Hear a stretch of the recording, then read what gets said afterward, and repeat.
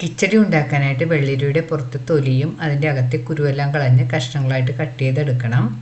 ഇതിലേക്ക് 1/2 teaspoon ഉപ്പുപൊടിയും 1/4 cup വെള്ളവും ഒഴിച്ച് പാകത്തിന് കുക്ക് ചെയ്തെടുക്കണം. സ്റ്റൗവിൽ വെച്ചതിന് ശേഷം നല്ലപോലെ ഒന്ന് മിക്സ് ചെയ്ത് കൊടുക്കണം.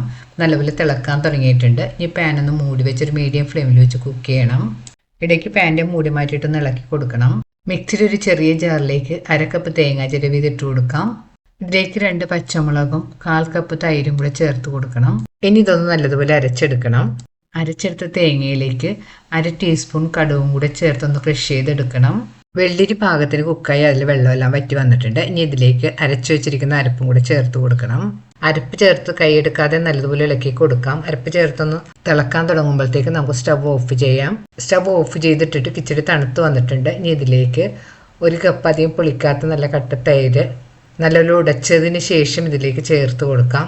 തൈര് ചേർത്ത് നല്ലപോലെ ഒന്ന് മിക്സ് ചെയ്ത് യോജിപ്പിക്കണം. ടേസ്റ്റ് ചെയ്ത് നോക്കിയിട്ട് പാകത്തിനുള്ള ഉപ്പും കൂടെ ചേർത്ത് കൊടുക്കാം. ഇനി ഇതിലേക്ക് കടുക് വറുത്തും കൂടെ ചേർത്ത് നല്ലപോലെ മിക്സ് ചെയ്ത് കൊടുക്കാം. ഇപ്പോൾ നമ്മുടെ വെള്ളരിക്ക കിച്ചടി റെഡി.